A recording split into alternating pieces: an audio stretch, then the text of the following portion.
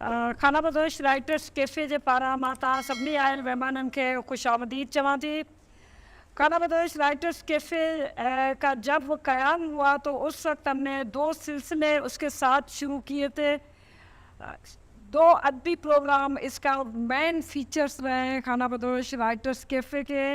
एक जो है उसका नाम था meet the author. Meet the author हमने जो प्रोग्राम डिज़ाइन किया उसका जो ऑब्जेक्टिव्स थे वो ये थे कि जो राइटर और रीडर के दरमियान का जो फासला है कम से कम उसको थोड़ा सा दूर किया जाए और रीडर जो है अपने सामने राइटर को ना सिर्फ देखे उनसे बातचीत भी कर सके। लिहाजा इस प्रोग्राम इस फीचर जो हमने इसका मीट द ऑथर में उसका सिलसिला कुछ इस तरह से होता है कि हम किसी ऑथर को इनवाइट करते हैं, उस ऑथर के बारे में जो है हम थोड़ा सा उसका बायोग्राफिकल कुछ वर्ड्स में हम बताते हैं, बाकी हम उनसे बातचीत करते हैं ताकि वो अपने काम के बारे में वो खुद बयान कर सके। ये सिलसिला थोड़ा और बाकी जो सेमिनार और रिवायती जो चीज़ें होती हैं उनसे मुख्तलिफ इस तरह से है कि एक इससे डायलॉग बनता है और फिर 1 घंटे तक हम उनसे बात करते हैं। 1 घंटे के बाद हम उसको ऑडियंस के लिए खोल देते हैं कि ऑडियंस अपनी तरफ से जो रीडर है उनका वो जो पूछना चाहे वो जो बात करना चाहे और एक उस माहौल में जो है इंसानमंद माहौल में हम उस गुफ्तगू को लेकर चलते हैं। दूसरा सिलसिला हमने शुरू किया था रीडिंग्स का और रीडिंग्स का ये था कि जो बाहर के राइटर्स या यहाँ के राइटर्स जो राइटर्स हमारे दरमियान मौजूद हैं या वो राइटर्स जो हमारे दरमियान मौजूद ना हैं उनकी राइटिंग्स पर इसी किस्म का एक इंफॉर्मेंट प्रोग्राम ये होता था कि जो उनके बारे में जो कुछ भी पढ़ना चाह रहा है वो 1 पेज 2 पेज जो कुछ लिख के आएगा और वहाँ पर जो है हम इसी तरह से सिटिंग हम ज़रूर रखते थे। सिटिंग रख के उसके अंदर जो है इसको पढ़ा जाता था, लेकिन ये बिल्कुल ऐसा नहीं होता था कि वो जो रीडिंग्स में जो है सिर्फ वो पढ़े जो अदीब हो या कोई रीडर भी उनके अगर कुछ पढ़ना चाह रहा है ना सिर्फ उन पे पढ़ना उन पे बात करना लेकिन उनकी तख्लीकात में से कोई चीज़ हम पढ़ना चाह रहा है तो वो भी पढ़ सकता है। इस लिहाज से हमने रूमी पे, परवीन शाकिर पे, अरुंधति राय पे हमने बहुत सारे ऐसे प्रोग्राम रखे जिसमें हम अपने अदीबों के साथ बाहर के अदीबों के साथ और मुख्तलिफ जो है हिस्टोरिकल जो हमारे पास शख्सियात हैं उनके बारे में हम रीडिंग्स कुछ कर सकें। मुझे याद है कि ईरानी फिल्म साज और ईरानी शायरा फेमिनिस्ट शायरा फ़रोग़ फनसाद के हवाले से जो है हमने एक प्रोग्राम किया। उसके अंदर फिर हम उनकी जो है कुछ जो है फिल्में भी चलाया करते थे मल्टीमीडिया पे। तो ये हमारा और ना सिर्फ उसका अरुंधति राय के हवाले से कुछ इंटरव्यूज़ और वो भी हमने चलाया और इसमें जो है ये हुआ कि अरुंधति राय ने खुद जो है जब हमने उसकी रीडिंग्स रखी तो उन्होंने एक मैसेज हमें भेजा कि यहाँ पर जो है वो ख़ास तौर पर उनकी जो आखिरी किताब आई है उसने कहा कि मेरे सारे कैरेक्टर बैठे हुए होंगे और मैं ये समझ रही हूँ कि खाना बदोश में मैं बैठी हुई हूँ और मैं आपसे मुखातिब हूँ। तो इस लिहाज से जो हम आज का जो बीट द ऑथर में हम हमारी खुशकिस्मती है कि नाज़िर महमूद साहब हमारे पास मौजूद हैं। नाज़िर महमूद साहब का थोड़ा सा मैं इंट्रो आपको दे दूँ, बाकी तो बातचीत होगी उसमें हम बातचीत करेंगे। इस खाना बदोश राइटर्स कैफ़े का एक और फीचर है जो इसकी पहचान बना है वो है अयाज मिलो। और अयाज मिलो में हमारे साथ अब जो है हम ये समझते हैं कि जिस तरह से हमारी इंतज़ामिया हम कांस्टेंट मेंबर हैं इस तरह से हम समझते हैं कि नाज़िर महमूद साहब हमारे कांस्टेंट जो है हमारे गेस्ट स्पीकर हैं। वो ना सिर्फ आते हैं उनको सुना जाता है और बड़े जो है शौक़ से उनको उनकी गुफ्तगू को जो है सुना जाता है। उनके बारे में थोड़ा सा और मैं आपको बताती चलूँ कि चूँकि हम ये समझते हैं और खाना बदोश राइटर्स कैफ़े के हवाले से भी कि खाना बदोश राइटर्स कैफ़े का एक ही मोटिव है, एक ही उसका मकसद है कि सिंध के अंदर पाकिस्तान के अंदर और जिस समाज में हम रहते हैं उस समाज के अंदर तो रोशन ख्याली की तहरीक है जो तरक्की पसंदी की तहरीक है उस तहरीक को किस तरह से हम आगे बढ़ा सकते हैं। और इस हवाले से हम ये नहीं समझते कि किसी मखसूस ज़बान का किसी मखसूस ज़बान में लिखने वाला जो है वो हमारा जो है वो गेस्ट हो सकता है या उनसे बातचीत हो सकती है। ہمارے سماج کے اندر تمام وہ لوگ جو اس ترقی پسند منصفانہ سماج کے لیے کہیں نہ کہیں کام کر رہے ہیں، لکھ رہے ہیں، اور اب اپنے اس کو سماج کو روشن خیالی کی طرف لے جانے کے لیے کوشاں ہیں، ہم سمجھتے ہیں کہ وہ خانہ بدوش رائٹرز کیفے کا حصہ ہے، بالکل اسی طرح سے جس طرح سے یہاں کے ریڈر، یہاں کا جو ہے آڈینس اور یہاں کے جو منتظمین جو ہے اس کا حصہ ہے. تو ناظر محمود صاحب کا تعلق اس روشن خیال ترقی پسند تحریک اور سیاست سے بھی رہا ہے.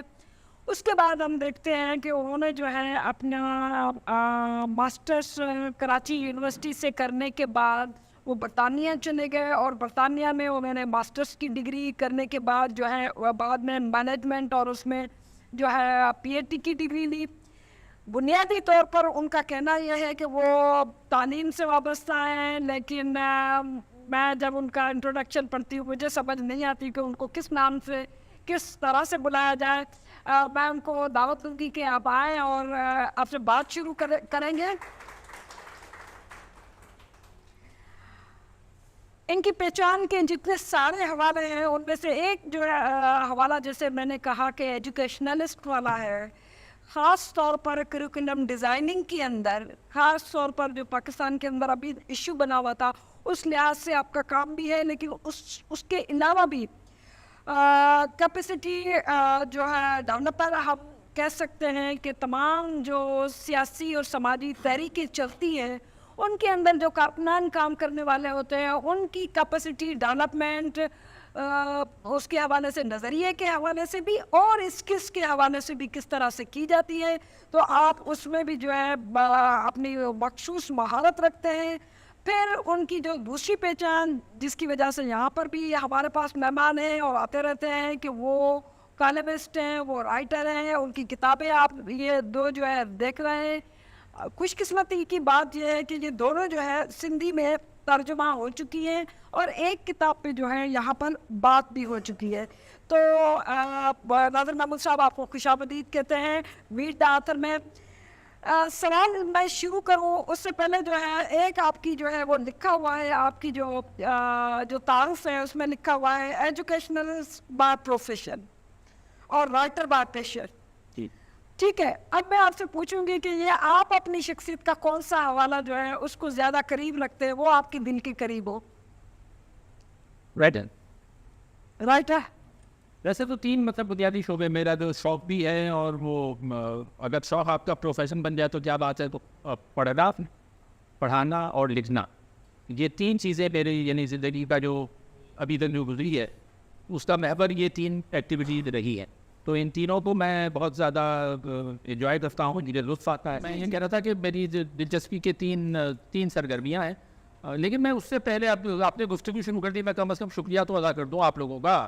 آپ نے گفتگو شروع کر دی، یہ بہت اہم بات ہے. آپ سب سے پہلے تو شکریہ خود امر سندھو کا کہ یہ انہوں نے نہ صرف یہ کہ حیدرآباد میں انٹلیکچوئل ایکٹیویٹیز کو زندہ رکھا ہوا ہے، اس کو مینٹین رکھ رہی ہیں، اور اس میں جتنا ان کی انرجی، جتنی توانائی، جتنا وقت اور جتنا ذاتی سرمایہ جو بھی ہے وہ لگتا ہے، وہ میرا خیال ہے کہ پاکستان میں ایسی مثال کہیں اور ملنا مشکل ہے کہ ذاتی تنہا اور اپنے چند دوستوں کی کوششوں کے ساتھ یہ سب کچھ کریں. تو کریڈٹ گوز ٹو یو. تو آپ کا شکریہ.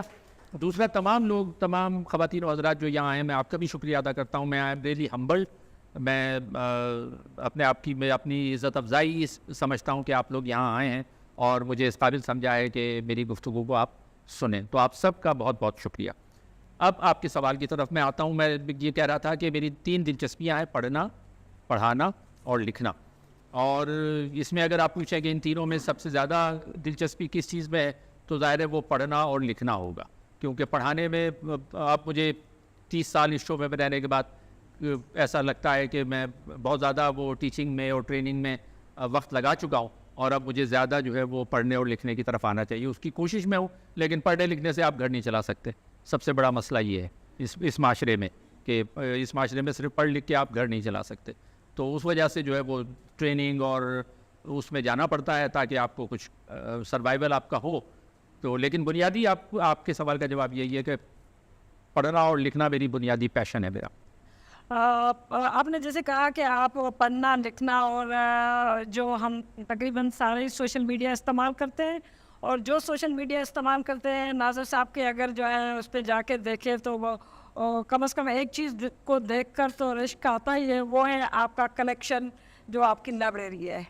جو آپ کے مہمان جاتے ہیں وہ آپ کے ساتھ تصویر کھنچوانا شاید اتنا آپ پسند کرتے ہو نہ کرتے ہو، لیکن لائبریری میں کھڑے ہو کر وہ ضرور فوٹو کھنچواتے ہیں اور پھر اپنے وال پہ لگاتے ہیں. تو اتنا جو ہے آپ نے جو ہے جو پڑھا ہے یا آپ کی جو ہے اس میں کیا آپ کی جو ہے وہ اس میں دلچسپی کا موضوع کون سا رہتا ہے؟ کیونکہ میں نے آپ کو جو دیکھا ہے اور یہ ہے کہ مجھے تو نہیں لگتا کہ کوئی ایسا بھی جو ہے شعبہ ایسا ہے کہ جس میں آپ کو نہ سنا ہو، کیونکہ یوٹیوب پہ بھی آپ کے بہت ساری جو ہے لیکچرز پڑے ہوئے ہیں، بہت سارے آپ کی جو ہے چیزیں پڑھی ہوئی ہیں جس میں مسلم فلاسفی سے لے کر یہ ایجوکیشن اس تک، وہاں سے لے کر پھر فلموں تک آ جائیں. تو آپ کا اپنا جو ہے ذاتی جو ہے دلچسپی کا وہ موضوع کیا ہے؟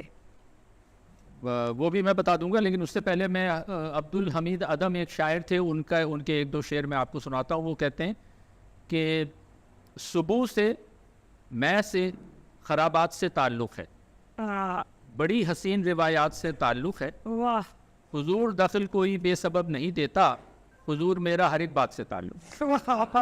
تو یہ جو آخری مصرع ہے کہ حضور میرا ہر ایک بات سے تعلق ہے، تو میرا ہر ایک بات سے تعلق ہے، لیکن اگر آپ یہ پوچھیں کہ زیادہ تعلق کس سے ہے، تو بنیادی میرا جو پرائمری انٹرسٹ ہے وہ ہسٹری ہے، تاریخ. لیکن میں جیسے میں نے کہا کہ میں ہر چیز کو پڑھنے کی کوشش کرتا ہوں، سمجھنے کی کوشش کرتا ہوں، لیکن زیادہ میں تاریخ کو پڑھنے اور اس پر لکھنے کی کوشش کرتا ہوں. جی اس کے بعد جو ہے اب آتے ہیں کہ آپ کے پاس جو ہے آپ جو ہے جو آپ نے خاص طور پر ہم ایجوکیشن پہ تھوڑا سا بات اس لیے کریں گے کیونکہ ہم یہ سمجھتے ہیں یا ہم جس قبیلے سے تعلق رکھتے ہیں، ہم کا مطلب ہے کہ ہم تمام لوگ اس قبیلے سے تعلق رکھتے ہیں جو یہ سمجھتے ہیں کہ تعلیم جو ہے کسی بھی ریاست کے اندر آئیڈیالوجی کی لیول پر اور اس کا بڑا رول رہتا ہے. اسپیشلی جو ہمارے انسٹیٹیوشنس ہوتے ہیں، ایک تو تعلیم انفارمل تعلیم ہے، اس کو میں بات نہیں کری، لیکن فارمل آپ کیا سمجھتے ہیں کہ پاکستان کے اندر جو ابھی تک جو یہ تعلیم کے میدان میں خواندگی کی بات تو آپ چھوڑ رہے ہیں، لیکن جو ہم پڑھے لکھے ہیں، پڑھے لکھا ہونے کے باوجود پاکستان کے اندر وہ روشن خیالی کا، وہ ترقی پسندی کا وہ ماحول کیوں نہیں بن سکا؟ یہ تعلیم نے اس قسم کا کام کیوں نہیں کیا؟ دو چیزیں ہیں اس میں تعلیم کے. ایک تو یہ ہے کہ ایک تو بنیادی خواندگی کی بات ہے نا، پہلے خواندگی کی بات کرتے ہیں پھر ہم وہ روشن خیالی کی طرف آئیں گے. دیکھیں خواندگی، اب پاکستان کا حال یہ ہے کہ اس وقت پاکستان کی خواندگی کا تناسب کیا ہوگا آپ کے خیال؟ پاکستان شاید دنیا کا واحد ملک ہے جہاں خواندگی کا تناسب پچھلے 2 سال میں ریورس میں گیا ہے. یعنی یہ 2020 میں 62% تھا، 62. ابھی جو نیا لیٹسٹ اس سال کا جو، کیونکہ اکنامک سروے میں یہ ساری چیزیں آتی ہیں ہر سال، حکومتی اعداد و شمار، یہ میرے بنائے ہوئے نہیں ہیں، یہ حکومتی اعداد و شمار کے مطابق اس وقت پاکستان کا جو لٹریسی ریٹ ہے، خواندگی کا تناسب ہے، وہ 60% ہے. یعنی ہم دو اس کا جواز یہ پیش کرتے ہیں کہ جی وہ کووڈ آ گیا تھا بیچ میں، تو کووڈ کی وجہ سے وہ کچھ یہ نہیں ہو سکا، وہ نہیں ہو سکا. بہرحال اس وقت 60% صرف خواندگی کا تناسب ہے. اس کا کیا مطلب ہے؟ اچھا یہ 60% تو گورنمنٹ کلیم کر رہی ہے. اصل جو انڈیپینڈنٹ ریسرچرس ہیں ہماری طرح، ہمارا یہ اندازہ ہے کہ خواندگی 50% سے زیادہ نہیں ہے، کیونکہ گورنمنٹ جو ہے وہ خواندگی میں ایسے لوگوں کو بھی شامل کر لیتی ہے جو صرف اپنا نام لکھ پڑھ سکتے ہیں. جی. جبکہ یونیسیف یا یونیسکو کی تعریف یہ ہے کہ وہ کم از کم کسی اخبار کا ایک پیراگراف پڑھ کر سمجھ سکیں، اور ایسا ہی ایک پیراگراف جو ہے وہ بغیر دیکھے لکھ سکیں. تو اگر یہ آپ اسٹینڈرڈ اپلائی کریں تو ہمارے یہاں 50% لٹریٹ مشکل سے ہوں گے. اچھا اب 50% کا کیا مطلب ہے کہ اگر ہمارے ہاں اس وقت آبادی 24 کروڑ آپ مان لیں، جبکہ ابھی تو 24 کروڑ سے بھی اوپر ہو گئی ہے، تقریباً 25 کروڑ کو ٹچ کر رہی ہے، لیکن اگر آپ 24 کروڑ بھی مانیں تو 24 کروڑ میں سے 50% اگر ان پڑھ ہیں تو ہمارے ہاں ابھی پاکستان میں 10 سے 12 کروڑ بالکل چٹے ان پڑھ لوگ موجود ہیں جو لکھ پڑھ نہیں سکتے. اور یہ تعداد ان پڑھوں کی تعداد کے لحاظ سے ہم انڈیا کے بعد دوسرے نمبر پہ. اور انڈیا اس لیے کہ انڈیا کی آبادی بہت بڑی ہے، انڈیا کی تقریباً 1.5 ارب کی آبادی ہے. تو اگر انڈیا کو آپ نکال دیں تو پاکستان اس وقت ناخواندہ یا ان پڑھ لوگوں کی تعداد کے لحاظ سے دنیا میں ٹاپ پہ ہے. یہ تو ایک بات.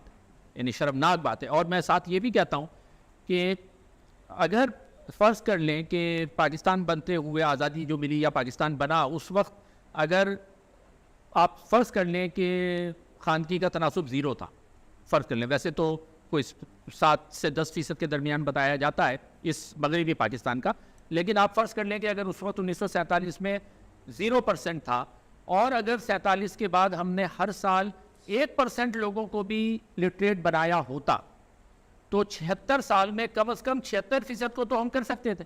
صحیح. یعنی ہم نے ایک سال میں 1% لوگوں کو بھی لٹریٹ نہیں بنایا جو ہم 60-62 پہ ٹھہرے ہوئے ہیں, ورنہ ہمارا کم از کم 76% ہونا چاہیے تھا.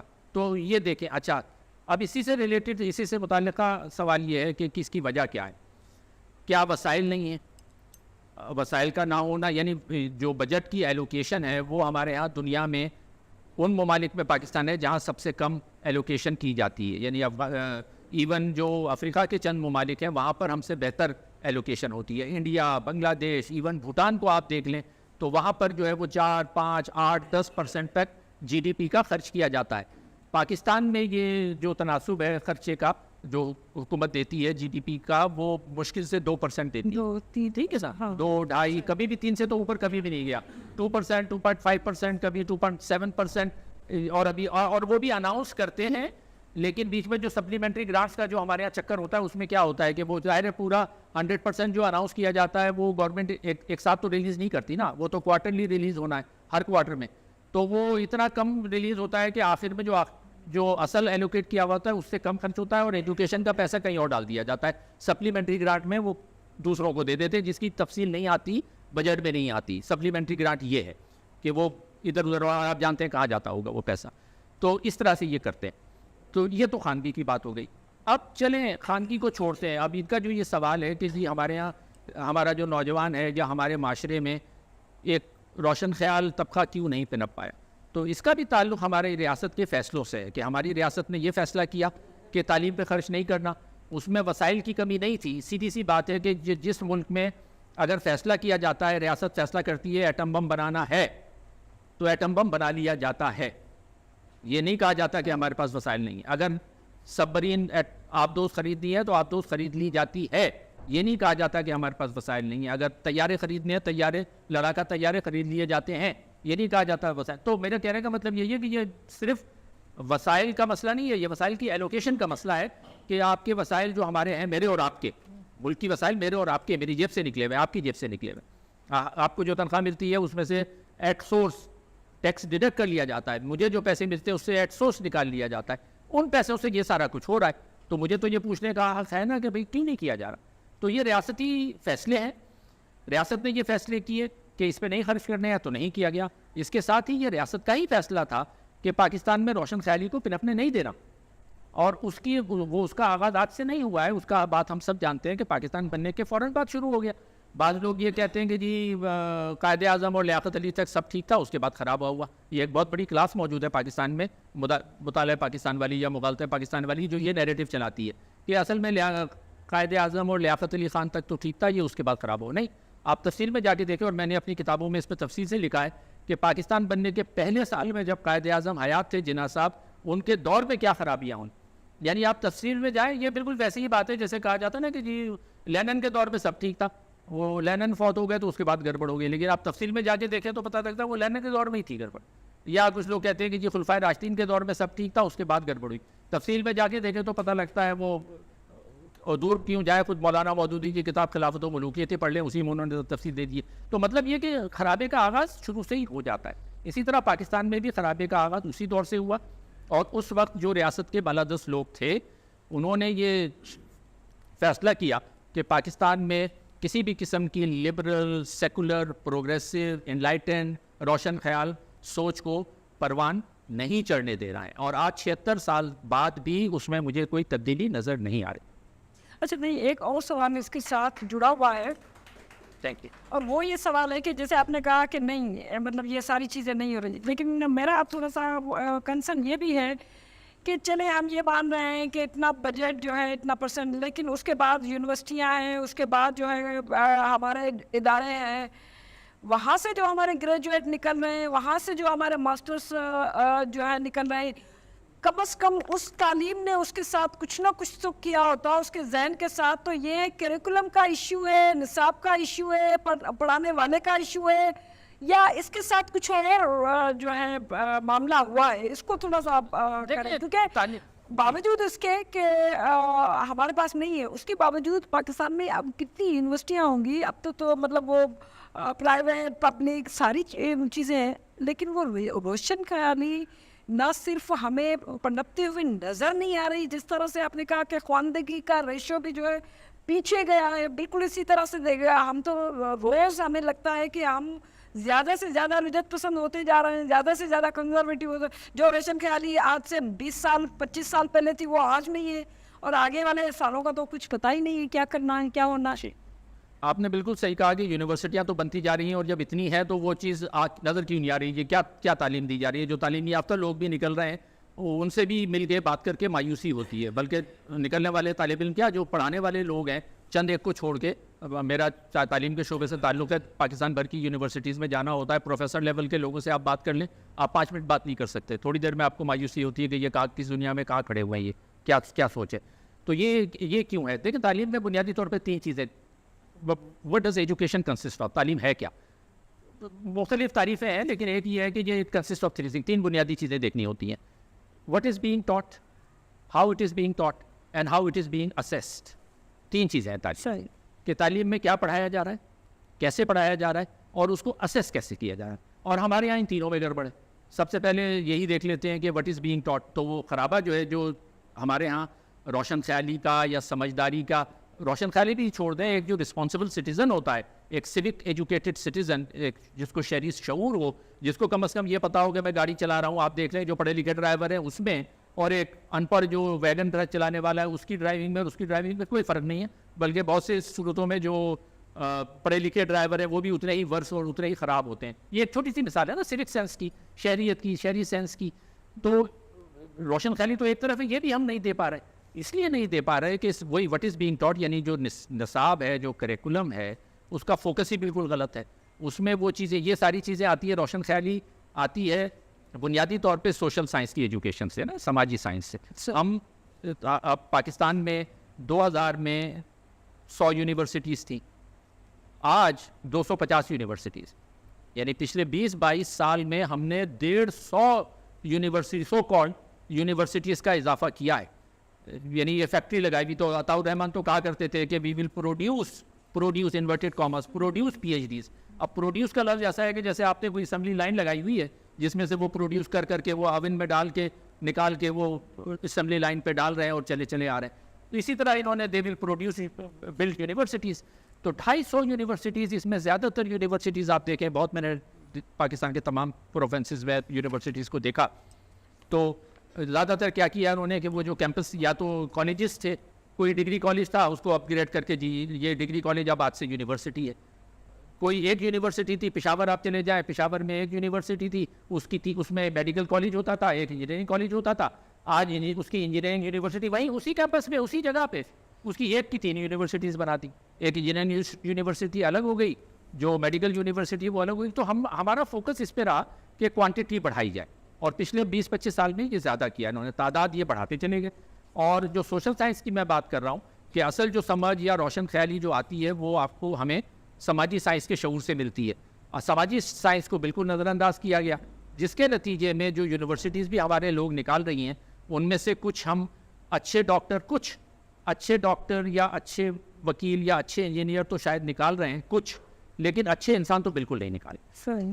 اور بنیادی طور پہ ہمارا جو تعلیم کو اگر آپ دیکھیں نا, تو تعلیم کا جو ایوولوشن ہے وہ یہی ہے کہ میڈیویل جو قرون وسطیٰ کا دور تھا, فیوڈل دنیا بھر میں جو منکس کا جو ڈارک ایجز تھے یورپ کے, تو اس زمانے میں جو تیار کیے جاتے تھے تعلیم کا مقصد یہ تھا کہ فرشتے تیار کیے جائیں. یعنی فرشتے کا مطلب یہ کہ وہ پرہیزگار جو مذہبی لوگ ہیں جو وہاں کے مدرسے تھے, جو ہمارے یہاں بھی. لیکن پھر انڈسٹریل ایوولوشن کے بعد ویسٹ نے یہ سیکھا, کہا کہ جی اب ہمیں جو ہے وہ روبوٹ چاہیے, روبوٹ تیار کرو جو اس مشینری میں انڈسٹریل ریولوشن کے بعد اس میں فٹ ہو جائے, ایک کاک کی طرح, ایک پرزے کی طرح. لیکن نہ ہمیں جو فرشتے چاہیے, نہ ہمیں پرزے چاہیے, ہمیں اچھے انسان چاہیے بنیادی طور پر, اور اس میں ہم ناکام. یہ بنیادی جی بالکل آپ نے درست کہا کہ ہمیں اس قسم کا روشن خیال سماج اور معاشرت چاہیے ہی نہیں کہ ہم یونیورسٹیوں سے وہ ان کو نکال سکیں. لیکن ایک اور دوسری بات ہے, آپ نے سوک اس کی ایجوکیشن کی بات کی, اسی طرح سے آپ کو کیا نہیں لگتا کہ پاکستان کے اندر سوک ایجوکیشن سے لے کر مطلب وہ ہمارے ابھی تک ہم نہیں پڑھاتے, ہم وہ پڑھاتے ہیں یہ بتانا پاکستان پڑھا لیتے ہیں. اور دوسرا ایک ہمارا اور بھی جو ہے جس سے سماج اور معاشروں کو سمجھا جا سکتا ہے, ہم تاریخ پڑھاتے ہی نہیں ہیں. اس کا کیا آپ سمجھتے ہیں کہ جو ہماری اس کے ساتھ اس کا کچھ تعلق ہے, اس کا نہ پڑھانے کا, اس کا کیا جو ہے نتیجہ کیا ہم بھگت رہے ہیں؟ تاریخ, اب میں یہ تو نہیں کہوں گا کہ تاریخ ہم بالکل نہیں پڑھا رہے ہیں. تاریخ تو ہم ایک خاص قسم کی تاریخ ٹھوس رہے ہیں بچوں کے دماغ میں. آپ اسکولوں میں بھی دیکھ لیں, آپ مطالعہ پاکستان کی جو کتاب ہے وہ ظاہر ہے اس میں کافی حد تک کچھ تاریخ نہیں ہے. میں تھوڑا سا اس پہ تھوڑا سا آپ سے وہ کروں گی کہ تاریخ اس طرح سے تو پڑھا رہے ہیں, لیکن ہسٹری کا ایسا سبجیکٹ جو ہے یہ میٹرک تک جس کو آپ کہیں کہ تاریخ وہ سبجیکٹ ہی نہیں ہے. ٹھیک ہے, ہم نے تھوڑا سا مطلب محمد بن قاسم سے شروع کر لیا, پھر یہ پاکستان کی تاریخ سے شروع کر لیا, پھر کچھ اس طرح سے کر لیا. لیکن ایز سچ جو ہولسٹک جو اگر کوئی اکیڈمک ڈسپلن ہے وہ تھرو آؤٹ جو ہے, آپ اگر ایجوکیشنل سسٹم کے اندر دیکھ لیں, یونیورسٹیز کے اندر جا کر بھی ہمارے پاس اگر ایک ہم نے اس کو تاریخ کو 2 حصوں میں بانٹ دیا, ایک کہہ دیا کہ وہ مسلم ہسٹری, پھر دوسرا ہم نے کہہ دیا جرنل ہسٹری. مطلب جرنل ہسٹری اور مسلم ہسٹری ان کو بھی تھوڑا سا مسلمان اور وہ ہم نے کر لیا. سو مطلب کہنے کا میرا مقصد یہ ہے کہ throughout up to the یہ آپ کا میٹرک لیول تک ہسٹری اس کا یہ درست ہے بات, یہ سبجیکٹ ہی نہیں. یہ درست ہے کہ تاریخ ایز اے سبجیکٹ ایک مضمون کے الگ مضمون کے طور پہ اب نہیں پڑھایا جا رہا. اس کو انہوں نے ضم کر دیا ہے مطالعہ پاکستان میں. اور مطالعہ پاکستان میں اگر آپ اسکول لیول پہ بھی جو دیکھیں تو مطالعہ پاکستان میں کچھ جغرافی ہے, بنیادی جغرافی, اور کچھ تاریخ جو ان کا اپنا ورژن ہے, جو ریاستی بیانیہ ہے جو تاریخ کا, اس کو مکس کر کے انہوں نے مطالعہ پاکستان کا نام دے دیا ہے. تو یہ ان کی بات درست ہے کہ ہمارے ہاں تاریخ کا شعور ہونے میں, اس بات کا بہرحال نہ ہونے میں اس بات کا بہرحال دخل ہے کہ ہمارے ہاں تاریخ بحیثیت ایک مضمون کے اب نہیں پڑھایا جا رہا. ہاں اگر آپ ماسٹرس لیول پہ جا کے الگ سے تاریخ میں کوئی ایم اے کرنا چاہے تو وہ تو اویلیبل ہے, لیکن اس سے پہلے اسکول لیول پہ, کالج لیول پہ اور ایون گریجویٹ لیول پہ تاریخ بحیثیت ایک الگ مضمون کے موجود اس وقت نہیں ہے. اور یہ ظاہر ہے اس سے بھی بڑا نقصان. اس لیے میں نے یہ سوال اس لیے کیا کہ آپ کے پاس آپ نے یہ جو کتاب لکھی ہے پاکستان کی جو متبادل تاریخ کے حوالے سے, اس میں آپ نے کافی چیزیں لکھی ہیں. پھر اس میں میں نے یہ سوال اس لیے کیا کہ ایک تو ہمارے پاس اس تاریخ کا بھی اس طرح سے شعور نہیں ہے کہ ہم اس کو کنٹینیوٹی میں ایک تسلسل میں دیکھ سکیں. لیکن اس کے بعد بھی جو پاکستان کی تاریخ بنتی ہے, جو مطالعہ پاکستان میں ہم پڑھتے ہیں, آپ کی اگر مطلب یہ کتاب پڑھی جائے تو اس کے اندر میں جیسے آپ نے پہلے بھی کہا کہ پہلے سالوں میں جو گڑبڑ ہونی تھی وہ ہو چکی ہے ہمارے ساتھ, جس کو کہتے ہیں کہ جو ہاتھ ہونا تھا وہ ہاتھ ہو چکا جو ہے ابتدائی سالوں کے اندر. اب وہ ہاتھ ہو چکا تو اب تھوڑا سا آپ پھر اگر ریڈرس کو بھی, آڈینس کو بھی, اور جو ہمیں دیکھ رہے ہو, تھوڑا سا آپ بتائیں کہ کیا بنیادی طور پر غلطیاں ہوئی, مسٹیکس یا جان بوجھ کر کی گئی, جس کی وجہ سے ابھی تک ہم سیدھے کھڑے نہیں ہو پا رہے. دیکھیے یہ باتیں میرے خیال ہے خاصے لوگ یہاں جو بیٹھے ہوئے وہ اس سے واقف ہے, میں شاید وہ باتیں دہراؤں گا ہی, لیکن چونکہ آپ نے سوال پوچھا ہے اور یہ پروگرام ریکارڈ بھی ہو رہا ہے تو نوجوانوں کے لیے شاید دہرانے میں کوئی حرج بھی نہیں ہے کہ بنیادی طور پہ غلطیاں کیا ہوئیں. اگر پہلے سال کی ہی بات کریں تو پاکستان بنا تھا ایک اس وقت کا جو جمہوری ایک سسٹم تھا, گو کہ وہ اس کو پراپر جمہوری نہیں کہا جا سکتا کیونکہ جو الیکشن ہوئے تھے 1946 کے 1946 کے, اس میں ایسا کوئی ماس فرنچائز نہیں تھا, یونیورسل فرنچائز سے سب لوگوں نے ووٹ نہیں دیا تھا, سلیکٹڈ لوگوں نے ووٹ دیا تھا. لیکن بہرحال وہ اس کے نتیجے میں پاکستان وجود میں آ گیا.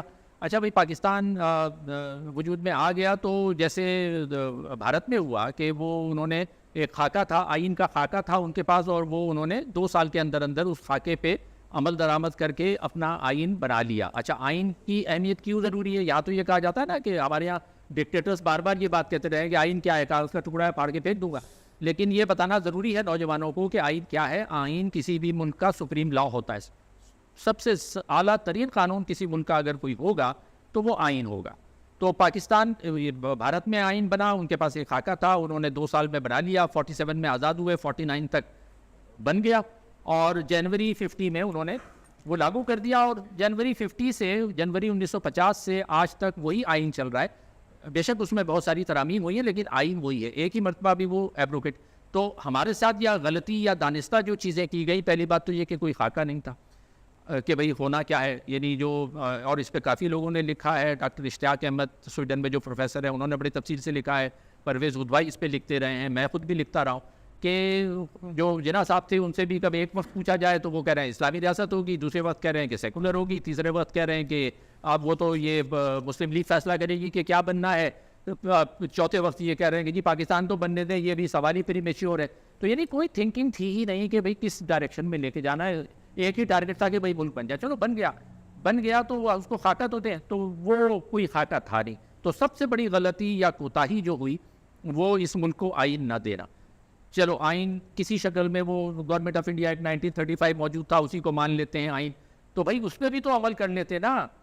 جو میں کہہ رہا ہوں پہلے سال کی جو غلطیاں ہیں اس میں پاکستان, یہ بات تو کئی دفعہ دہرائی جا چکی ہے, پھر دہرائی جانی چاہیے کہ 1947 میں پاکستان بننے کے بعد ود ان اے ویک 14 اگست کو پاکستان بنا ہے, 22 اگست کو جو ہے وہ آپ سرحد کی اسمبلی ڈاکٹر خان صاحب کی جو حکومت تھی اس کو برخاست کیا جاتا ہے, جس سے یہ ٹرینڈ پڑ گیا کہ بھائی پاکستان میں حکومتوں کو جو آئینی طریقہ ہے جو کہ تحریک عدم اعتماد کے نتیجے میں ہوتا ہے کسی حکومت کو ہٹانا, وہ نہیں چلے گا, بلکہ جو مرکز فیصلہ کرے گا, مرکز تھوپے گا, وہ کر دیا جائے گا. تو مرکز نے جو ہے فیصلہ کیا اور قائد اعظم ابھی حیات تھے, انہی کے فیصلے سے ہوا, برخاست کر دی. تو اس سے وہ ٹرینڈ یعنی وہ سیٹ کر دیا. اور اس کے بعد ہم یہ دیکھتے ہیں کہ ابتدائی جو برس تھے وہ ان میں لگاتار جو ہے وہ صوبائی اسمبلی اور حکومتیں, اب یعنی 1954 تک 22 حکومتیں, 47 سے 1954 تک, یہ تفصیل میں نے کتاب میں دی ہے, 22 حکومتیں مرکز نے ختم کی ہیں صوبوں میں ٹوٹل ملا کے. حکومت کا مطلب یہ ہے کہ ایک وزیر اعلیٰ کو جب ہٹایا جاتا ہے تو اس کی حکومت ختم ہو جاتی. پھر بے شک آپ وزیر اس میں سے کچھ لے لیں, لیکن نیا وزیر اعلیٰ آ گیا تو that will be counted as second government. ٹھیک ہے نا. تو اگر اس طرح سے آپ کاؤنٹ کریں کہ کتنی مرتبہ وزرائے اعلیٰ کو تمام صوبوں میں ملا کر, تو 22 دفعہ, اور ایک مرتبہ بھی ایسا نہیں ہوا کہ اس حکومت کو, صوبائی حکومت کو برخاست کرنے کے لیے آئینی اور قانونی طریقہ یعنی تحریک عدم اعتماد پیش کر کے اس کو منظور کرا کے ہٹایا گیا, سارا مرکز کی طرف سے ہوا. تو یہ جو کوتاہیاں ہیں اس میں پہلی کوتاہی یہ کہ آئین کا نہ دینا, کوئی ڈھانچہ نہیں. دوسری کوتاہی یہ کہ اگر چلو آئین نہیں بھی بن رہا تھا, کسی وجہ سے مان لیا جائے, تو گورنمنٹ آف انڈیا ایکٹ 35 تھا, وہ بھی ایک طرح کا آئین ہی مان لیتے ہیں اس کو, تو بھی اس پہ بھی تو عمل کرتے نا, غیر قانونی غیر آئینی حرکتیں تو نہ کرتے. تو بنیادی وجہ ساری چیزیں گھوم پھر کے یہی آتی ہیں کہ آئین نہ بنانا, اور جو بھی آئین تھے تو اس سے روگردانی کرنا, اس کو رد کرنا. اور ملک میں لاقانونیت اسی وجہ سے پھیلی کہ جب اعلیٰ ترین سطح پہ اعلیٰ ترین قانون کی پاسداری نہیں کی جاتی تو ریاست یہ جواز کھو دیتی ہے کہ وہ عوام سے یہ توقع کرے کہ آپ قانون کی پاسداری کریں. اگر ریاست کی اعلیٰ ترین سطح پہ قانون توڑا جاتا ہے تو عوام یہ کہنے میں حق بجانب ہے کہ جب ریاست کے ڈیسیجن میکرز توڑ رہے ہیں تو ہم کیوں نہ توڑیں. یہ بات تو یہ ہے بنیادی طور پر. ہاں نہیں, اچھا آپ نے جو ہے اس کے علاوہ جو ہے اس کے آئین کی جب بات ہوتی ہے تو اس کے ساتھ عدالت کی بات ہوتی ہے, آپ نے کافی لکھا بھی ہے. اور اگر تاریخ وہاں سے لے کر اگر آج تک بھی اگر ہم دیکھتے آئے تو پارلیمنٹ کے ساتھ ایک اسی ادارے کے ساتھ بھی ایشو جو ہے اور ابھی تک چلا رہا ہے, لگتا نہیں ہے کہ یہ ریزالو ہو گیا, ابھی بھی نہیں لگتا. تو اس میں آپ کیا دیکھتے ہیں کہ پاکستان کی ریاست کے اندر جو یہ عدالت کا جو کردار رہا ہے وہ کس طرح سے رہا ہے, اس کو کس طرح سے جسٹیفائی کیا جا سکتا ہے؟ بہت اس نے کیا گھناؤنا کردار رہا ہے, گھناؤنا کردار رہا ہے عدالت کا, عدلیہ کا پورے 76 سال میں بہت گھناؤنا کردار رہا ہے. یعنی آپ اس کو سوچنا پڑتا ہے, 76 سال میں سوچنا پڑتا ہے کہ جو جتنے چیف جسٹس رہے ہیں, کیونکہ ظاہر ہے وہ چونکہ بنیادی طور پہ ایک آمرانہ معاشرہ ہے, تو اس آمرانہ معاشرے میں جو بھی چیف ہو, چاہے وہ چیف جسٹس ہو یا آرمی چیف ہو, وہ تو ایک طرح کا سارے فیصلے وہی کرے گا نا, اور پوری جو پیچھے ہے وہ اس کے چلتے ہیں. تو اسی طرح چیف جسٹسز نے بھی جو فیصلے کیے اور کروائے وہ سارے ایسے, یعنی جسٹس منیر ہو, کوئی یعنی ایسے نہیں ہے کہ اس پہ آپ فخر کر سکے, بلکہ شرم آتی ہے ان کے کردار. وہ 6 سال شروع میں تو والوں کو نکال دیں, جسٹس عبدالرشید جو پہلے چیف جسٹس تھے 1947 سے 54 تک, اس کے بعد جو جسٹس منیر آئے جنہوں نے اصل خرابہ زیادہ خرابہ شروع کیا, نظریہ ضرورت نظریہ ضرورت والا 2 دفعہ, 1 دفعہ نہیں 2 دفعہ, یعنی 1900 جب پہلی جو فرسٹ کانسٹیٹیوئنٹ اسمبلی ختم ہوئی اس میں بھی نظریہ ضرورت استعمال کیا, پھر جب 1958 میں جو دوسرا جب یہ مارشل لا لگا اور دوسری دفعہ یہ, تو اس میں بھی انہوں نے نظریہ 2 مرتبہ یہ. اچھا پھر یہ یاد رکھنا چاہیے کہ بعض لوگ کہتے ہیں کہ جی ہمارے ہاں یہ اکثر فیس بک پہ پوسٹ, جو ہمارے یہاں فیس بک کی دانشور جو چلاتے رہتے نا, کہیں سے کوئی چیز آ گئی وہ سرکولیٹ کی, تو ایک وہ میم چل رہی تھی کہ جی پاکستان کی تاریخ میں 2 ہی اچھے چیف جسٹس نکلے اور وہ دونوں غیر مسلم تھے, ایک وہ جسٹس رانا بھگوان داس اور justice AR Cornelius. I am sorry, just wait a minute, یہ ہم سے زیادہ مسلمان تھے.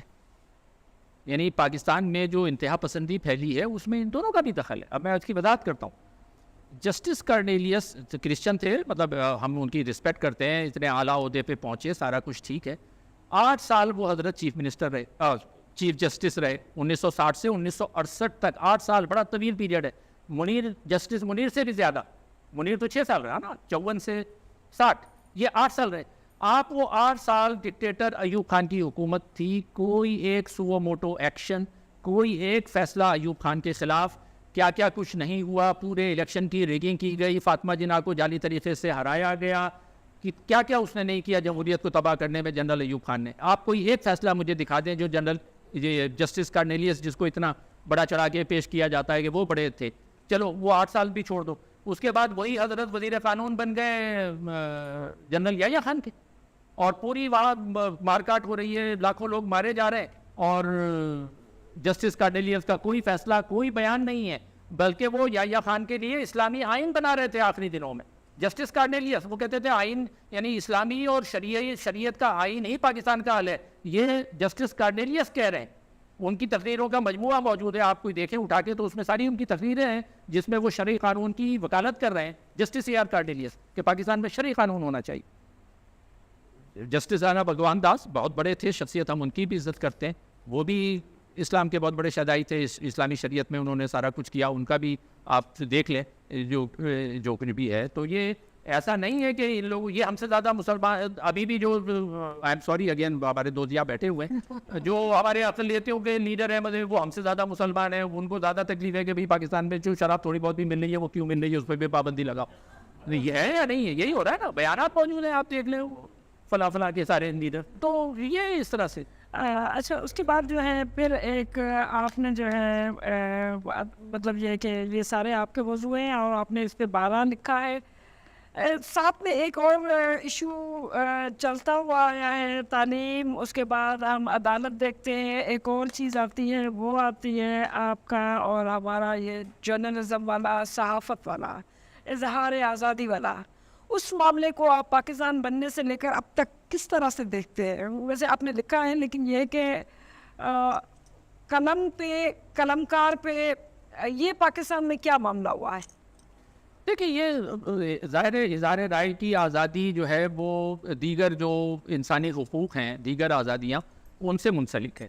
تو اظہار رائے کی آزادی کو جو جس کو ہم فنڈامنٹل رائٹس کہہ لیں, جو آئین میں, پہلے والے آئین میں بھی دوسرے والے آئین میں بھی وہ فنڈامنٹل رائٹس دیے ہوئے ہیں. آئین پاکستان کا جو چیپٹر ہے, پہلا چیپٹر ہے, اسی میں آرٹیکل 8 سے لے کر آرٹیکل 28 تک فنڈامنٹل رائٹس کا چیپٹر ہے. اس کے بعد پھر مزید آرٹیکل 28 سے آرٹیکل 40 تک مزید اس کی تفصیلات موجود ہیں. تو یہ آئین میں تو گارنٹیڈ ہیں. تو اس میں فریڈم آف ایسوسیشن بھی گارنٹیڈ ہے, یعنی تنظیم سازی کا حق, جمع ہونے کا حق, فریڈم آف موومنٹ ہو گئی, فریڈم آف ایکسپریشن ہو گئی, یہ سارے بنیادی حقوق ہیں. لیکن میں اس کو یہ جو اظہار رائے کی آزادی کو اس سے کیوں منسلک کر رہا ہوں کہ جو ریاست کی شروع سے پالیسیز تھیں تو اس میں یہ بھی تھا کہ اپوزیشن کو حزب اختلاف کو برداشت نہیں کرنا. اس کا مطلب دوسرے لفظوں میں یہ ہے کہ کسی بھی اختلاف کو برداشت نہیں کرنا. جو پہلی وہ بنی سیاسی پارٹی جی ایم سید صاحب, وہ جو پہلی پیپلز پارٹی جو بنی, وہ تو قیام پاکستان کے فوراً بعد جی ایم سید صاحب نے بنائی تھی. اچھا جو دوسرے ہمارے یہاں روشن خیال اور بہت بڑے لیڈر تھے باچا خان صاحب, ان کو باچا خان صاحب کو پاکستان بننے کے فوراً بعد, یعنی جو پورے بر صغیر کے, اگر کوئی مجھ سے پوچھے کہ اس خطے کے یعنی جس پہ اب مغربی پاکستان ہے, اس پورے خطے کے 20ویں صدی کے 2 بڑے لیڈرز کا نام لو تو میں یہ باچا خان کا نام لوں گا, دوسرے جی ایم سید کا نام لوں گا, ان سے کچھ چیزوں پہ اختلاف کیا جا سکتا ہے, وہ ایک الگ بات ہے, لیکن انہیں کو سب سے زیادہ ٹارگیٹ کیا گیا. میں یہ نہیں کہہ رہا کہ ان سے غلطیاں نہیں ہوئی, انہوں نے کچھ غلط فیصلے بھی کیے ہوں گے, اس پہ بات ہو سکتی ہے, لیکن ان کا جو اسٹیچر تھا, یعنی جو ان کی قداور شخصیت تھی, ٹاورنگ پرسنالٹیز تھی, یہ وہ لوگ تھے کہ جن کو ہمارے معاشرے کو سر پہ بٹھانا چاہیے تھا. بزن جو صاحب, سوری میں ان کا نام لینا بھول گیا, بزن جو ہوگا بلوچستان سے, آپ دیکھیں پنجاب سے کوئی ایسا بڑا نام نظر نہیں آتا سوائے میاں افتخار الدین کے, وہ جلدی فوت ہو گئے. لیکن یہ جو 3 شخصیت کے میں نام لے رہا ہوں, اس میں بجا طور پہ وہ جس صوبے کے وہ تھے وہ فخر کر سکتے ہیں, جی ایم سید اور باچا خان اور یہ بڑی شخصیت تھے. تو ان کو مسلسل جیلوں میں رکھنا, تو یہ جیلوں میں رکھیے, اس سے آزادی اظہار سے اس لیے منسلک ہے یہ بات کہ جب آپ سیاسی اختلاف برداشت نہیں کریں گے تو ظاہر ہے آپ جو اظہار رائے کی آزادی اخباروں میں ہے اس پہ بھی پابندی لگائیں گے. تو جو مخالف مسلم لیگ کی پالیسی شروع سے یہی رہی کہ ہم کسی, اور لیاقت علی خان کی بھی, کہ ہم کسی اپوزیشن کو برداشت نہیں کریں گے. یعنی آپ کو آنا ہے, مسلم ہے تو مسلم لیگ میں, اگر آنا ہے تو مسلم لیگ میں رہو, اور اگر مسلم لیگ میں نہیں آؤ گے تو تم شاید مسلمان ہی نہیں ہو. جیسے وہ آپ کی وہ پھر بنیادی اس پر آپ کی لائلٹی پہ اور اس پہ سوال اٹھانا شروع کریں گے.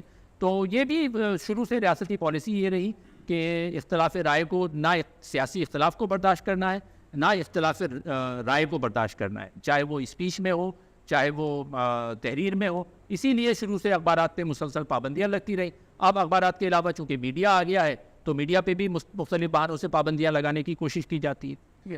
اچھا, پھر ایک اور سوال بنتا ہے کہ اس کے ساتھ جو ایک ہمارے پاس اسٹیٹ کے انسٹیٹیوشن اور اسٹیٹ کی طرف سے جو ہے وہ کنٹرول کیا جاتا ہے, لیکن ساتھ ساتھ ہم دیکھتے ہیں متبادل تاریخ آپ نے لکھا, ایک کچھ الٹرنیٹ ہمارے پاس جو ہے, ایک تو مین اسٹریم پولیٹیکل پارٹیز ہے, اس کے علاوہ جس طرح سے یونین ہے, اور پاکستان کے اندر جو یونین کی تاریخ رہی ہے وہ اس کی ورکرز کی ہو یا پھر آپ کا کہہ لیں اسٹوڈنٹس کی ہو, یہ بھی کچھ جو ہے مایوس کن اس طرح سے ہے کہ یہ بھی وہ پنپ نہ سکی اس وقت, کچھ آگے نہیں چل سکی, کہ یہ پولیٹیکل پارٹیز کا یا اس طرح سے وہ کرٹیکل باس جو کریٹ ہوتا ہے کہ ان کے لیے کوئی اس طرح سے کوئی نیچے سے ہی بیلنس نہیں آیا, کہ وہ کوئی پریشر نہیں آیا. ابھی جیسے ہم بات کرتے ہیں کہ پولیٹیکل پارٹی یہ کر رہے ہیں وہ کر رہے ہیں, تو وہاں سے کچھ اس طرح سے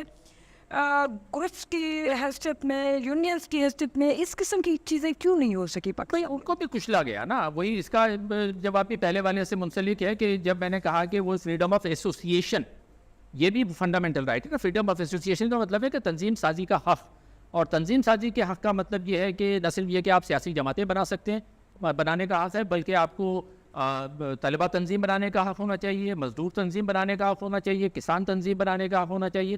تنظیم سازی کا حق یا فریڈم آف ایسوسیشن کا مطلب ہی یہی ہے کہ ہر سطح پہ جو اگر تنظیم کوئی بنانا چاہے تو اس تنظیم کو کام کرنے دیا جائے. لیکن ہمارے یہاں یہی رہا کہ وہ اسٹوڈنٹ پالیٹکس کو بھی ٹارگیٹ کیا گیا, جو ٹریڈ یونین ایکٹیویٹیز تھیں, جو اب پھر میں اس میں نہیں جا رہا تھا, مرزا ابراہیم جو پہلے ٹریڈ یونین لیڈر تھے, جو پہلا پنجاب میں الیکشن ہوا ان کو دھاندلی کر کے, مرزا ابراہیم اتنے بڑے ٹریڈ یونین لیڈر تھے, وہ کرمانی صاحب کو دھاندلی کر کے جتایا اور ان کو ہرا دیا. تو یہ ٹریڈ یونین کو بھی اٹیک کیا. مختصر یہ کہ کوئی بھی تنظیم عوامی, چاہے وہ طلباء کی ہو, چاہے وہ مزدوروں کی ہو, چاہے وہ کسانوں کی ہو, کسی بھی طرح کی تنظیم ہو, یا وہ سیاسی تنظیم ہو یعنی سیاسی جماعت ہو, اس تنظیم سازی کو بار بار اس پر حملہ کر کے اس کو توڑ مروڑ کر پھینک دیا گیا ہے, جس کے نتیجے میں ہمیں اب ہم یہاں تک پہنچ گئے ہیں کہ ہمیں, اور ساتھ بھی میں یہ ضرور کہوں گا کہ یہ ایک طرف تو تنظیم سازی پہ اس طرح, لیکن دوسری طرف وہ تنظیمیں جو معاشرے کے لیے نقصان دہ ہیں, جن کو یہ آپ خود کہتے ہیں کہ جی ہم ان کو وہ کنٹرول کرنا چاہتے ہیں, یہ ایسی تنظیمیں ہیں وہ مختلف تحریکوں کے نام سے, چاہے وہ مہاجر قومی موومنٹ ہو, موومنٹ کا مطلب تحریک ہی ہے نا. تو یہ دلچسپ بات ہے کہ جہاں بھی تحریک آ جاتی ہے اس میں مجھے کچھ گڑبڑ لگتی ہے کہ وہ تحریک مہاجر قومی موومنٹ, مہاجر قومی تحریک الطاف حسین بانی, اس میں تحریک آ گیا, تحریک انصاف میں تحریک آ گیا, تحریک لبیک میں تحریک آ گیا, تو یہاں سنی تحریک, تو یہ تحریک جو ہے نا, یہ اس تحریک میں مجھے کچھ گڑبڑ تقریب لگتی ہے کہ اس تحریک کے اندر کچھ تقریب ہے, تو وہ استعمال کرتے تو ان کو پوری اجازت رہی ہے. الطاف حسین جو کچھ کرتا رہا MQM کے نام پہ پورے سندھ میں اور جو اس نے مثال قائم کی, جو دہشت گردی پھیلائی, اس کو اس وقت پوری کھلی چھوٹ تھی. اس کے بعد بھی وقتاً فوقتاً اس تحریک کو استعمال کرتے رہے. تحریک انصاف کو استعمال کیا گیا, تحریک لبیک کو, سنی تحریک, ان سب کو یہ استعمال کرتے رہے. ان کو تنظیم سازی کی بھی اجازت تھی, ان کی تنظیموں کو کام کرنے کی بھی اجازت تھی, کیونکہ یہ ان کے مفادات کو سرو کر رہے تھے. وہ سارے لوگ, ہم جیسے لوگ اور آپ جیسے لوگ کہ جو ان مفادات پر سوال اٹھائیں, ان کو آزادی نہیں. بنیادی بات. دوسرا بات یہ بھی ہے کہ نہ صرف یہ تو وہ تحریکیں تھیں جو کسی نہ کسی حوالے سے سیاسی طور پر کام کر رہی تھی, آپ اس کو کہہ سکتے ہیں. لیکن پاکستان میں جو دوسرا ایشو ہمارے پاس, جو انتہا پسند ان تنظیموں کا جو الیکشن میں بھی نہیں آتی لیکن سماج کو بندوق کی نوک پہ جو ہے یرغمال کر کے بیٹھی ہوئی ہے, ان کے حوالے سے بھی تو مطلب پاکستان میں ان کو جو اسپیس دیا گیا ہے. ہاں وہی میں کہہ رہا ہوں, یہ تو دیا گیا, جان بوجھ کر دیا گیا, کیونکہ ان کو مقاصد کے لیے استعمال کیا گیا. ابھی جو ریسنٹلی مثالیں, ابھی یہ جو چیف جسٹس اس وقت بنے ہیں جو قاضی فائز عیسیٰ صاحب, ان کا وہ فیصلہ ہے کہ یہ جو دھرنے کا کیس تھا, اور جہاں وہ, اور اس وقت اب کتنا, اگر آپ لوگوں کو یاد ہو وہ کیا صورتحال تھی کہ وہ دھرنا دے کے بٹھایا ہوا ہے. ایک الیکٹڈ گورنمنٹ ہے, نواز شریف کو آپ پسند کریں نہ کریں الگ بات ہے, لیکن الیکٹڈ گورنمنٹ جیسا بھی الیکشن لوڑا لنگڑا تھا, اس میں وہ منتخب ہو کے نواز شریف کی حکومت آئی تھی, اس کو بلیک میل کرنا تھا. دھرنا لگوا دیا, دھرنے کے بعد جو ہے وہ ان کو پیسے بانٹ کے روانہ کر دیا, یعنی انکریجنگ کہ آپ پھر آئیں گے تو پھر آپ کو پیسے ملیں گے. یہ سارا کچھ کیا, اور اس کے خلاف جب جسٹس قاضی فائز عیسیٰ نے فیصلہ دیا تو ان کے خلاف ریفرنس دائر کر دیا گیا. تو اس قسم کی تو حرکتیں کی جاتی رہی ہیں, یہ تو ہم سب کے سامنے ہیں. یہ آپ نے بالکل درست کہا کہ نہ صرف ان کو کم از کم میں تو یہ سمجھتی ہوں کہ پراکسیز کی طرح کوڈ لینے کے بجائے پاکستان کے اندر سیاست کو روکنے کے لیے یہی ہوا کہ ایک گروپ کو اگر آپ نے کنٹرول کرنا ہے تو اس کے مقابلے میں دوسرا کھڑا کر دو, دوسرے کو کنٹرول کرنا ہے تیسرا کھڑا کر دو. تو اس طرح سے ایک تو پاکستان کی مطلب چلتی رہی ہے. اس کے ساتھ ایک سوال آتا ہے خاص طور پر ہیومن رائٹس کا. دو تو انڈیکیٹر ہم نے بات کی, اس میں جو ہے اس کا یونین سازی کہا جاتا ہے, عورتوں کے حوالے سے, اقلیتوں کے حوالے سے, اور ان حوالے سے. اس میں آپ پاکستان میں نہیں کوئی امید کی ہمیں نظر آتی ہے کہ ان کے انسانی حقوق, دیکھیں یہ مسئلہ اصل میں انسانی حقوق اور یعنی ہیومن رائٹس اور فنڈامنٹل رائٹس کے فرق کو ہم تھوڑا سمجھ لیتے ہیں نا. کیونکہ بہت سے نوجوان وہ کنفیوز بھی ہوتے ہیں, بہت سے پوچھتے بھی ہیں کہ جی یہ فنڈامنٹل رائٹس کیا ہوتے ہیں اور ہیومن رائٹس کیا ہوتے ہیں, جو ہیومن رائٹس ہیں ان کو فنڈامنٹل رائٹس کیوں نہیں کہا جاتا. یہ ایک بڑا عام سوال ہے. دیکھیں ہیومن رائٹس ایک بڑا وسیع تصور ہے, وسیع کانسیپٹ ہے, ٹھیک ہے. ہیومن رائٹس کے حوالے سے میری جو ڈاکیومنٹ ہے جس کو میں سب کو ریکمینڈ کرتا ہوں کہ وہ پڑھیں اور اس کو فالو کریں, وہ یونائٹڈ نیشنز کا universal declaration of human right جو 1948 میں بنا. وہ ایک بڑی شاندار ڈاکیومنٹ ہے, اس میں انہوں نے تفصیل سے سارے انسانی حقوق بیان کر دیے. تو میرا آئیڈیا یہ ہے کہ کوئی بھی آئین اگر ہو تو اس کے پریامبل میں یا اس کے شروع میں قرارداد مقاصد نہیں ہونی چاہیے, بلکہ وہ جو انسانی حقوق کا جو ہے وہ لازمی حصے کے طور پر آئین میں شامل ہونا چاہیے انسانی حقوق. تو یہ تو انسانی حقوق ہو گئے. اچھا اب فنڈامنٹل رائٹس کیا ہوئے, یعنی بنیادی حقوق ہم جس کو کہتے ہیں. Fundamental rights are those rights which are codified in your constitution, وہ فنڈامنٹل رائٹس ہوتے ہیں. تو اس وقت جو ہمارا پاکستان ہے اس کا جو آئین ہے اس میں فنڈامنٹل رائٹس کا جو چیپٹر ہے وہ نامکمل ہے. تو فنڈامنٹل رائٹس وہی ہوتے ہیں جو آپ کے آئین میں دیے گئے اور کوڈیفائی کر دیے گئے. میرا کہنا یہ ہے کہ جو فنڈامنٹل رائٹس کا چیپٹر ہے اس کو ایکسپینڈ کر کے اس میں تمام انسانی حقوق جو اس اعلان نامے میں یونیورسل ڈکلیریشن میں دیے گئے وہ سارے ہمارے آئین کا حصہ بننا چاہیے.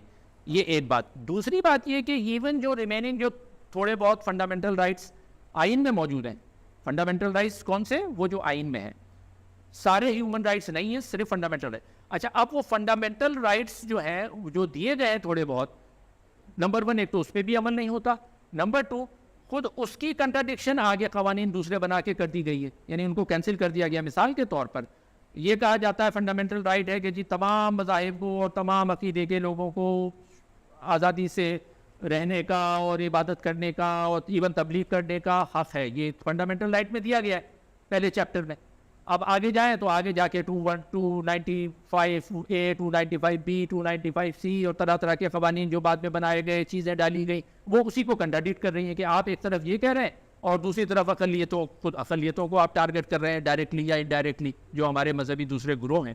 تو اب آئین میں ہمارے سنجیدہ مسائل ہیں جس کو ٹھیک ہونے کی ضرورت ہے, اور انسانی حقوق کی کب ہمارے ہاں وہ اصل عمل درآمد شروع ہوگا, وہ یہی ہے کہ ایک تو آئین میں تبدیلی ہو, آئین کو میجر اوور ہال کی ضرورت ہے, اس کی میں بڑا کام کرنے کی ضرورت ہے اس کو. تو تمام اس میں امتیازی جو قوانین یا شقیں ڈالی گئی ہیں, جو آرٹیکلس ڈالی گئے ہیں, جو ترامیم ڈالی گئی ہیں, ان کو نکالا جانا چاہیے, اور وہ نکالنے کے بعد ان پر جو ڈالی جائیں ان پر لیٹر اینڈ اسپرٹ پہ عمل ہو, اور یہ ظاہر ریاست ہی یہ فیصلہ کر سکتی ہے کہ ہمیں کرنا ہے. اس وقت جو صورتحال ہے ہماری ریاست کی, ہماری ریاست ان پر عمل کرنے پہ تیار نہیں ہے.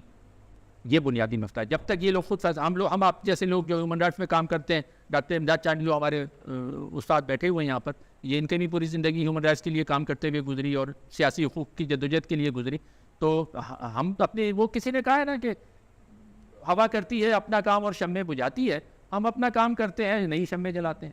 تو ہم اپنا کام کرتے رہیں گے. ہیومن رائٹس کے ایکٹیوسٹ ہیں, جو بھی ہیں, لکھنے والے ہیں, امر سدھو, اپنا ہر کوئی اپنی اپنی سطح پہ جو کر سکتا ہے وہ کرے. مایوس میں بہرحال بالکل نہیں ہے. جو یہ اکثر یہ سوال کیا جاتا ہے نا کہ پاکستان کی کوئی ہوپ نہیں ہے, ختم ہو گیا, اس پہ آپ پھر کبھی بات کریں. یہ بڑی اچھی بات ہے کہ آپ مایوس نہیں ہیں, لیکن اکثریت لگتا ہے ہمارے جیسے لوگ کبھی کبھی باوجود اس کے کہ ہم اسی جدوجہد کے ساتھی ہیں, کرتے رہتے ہیں, لیکن پاکستان کی صورتحال دیکھتے ہوئے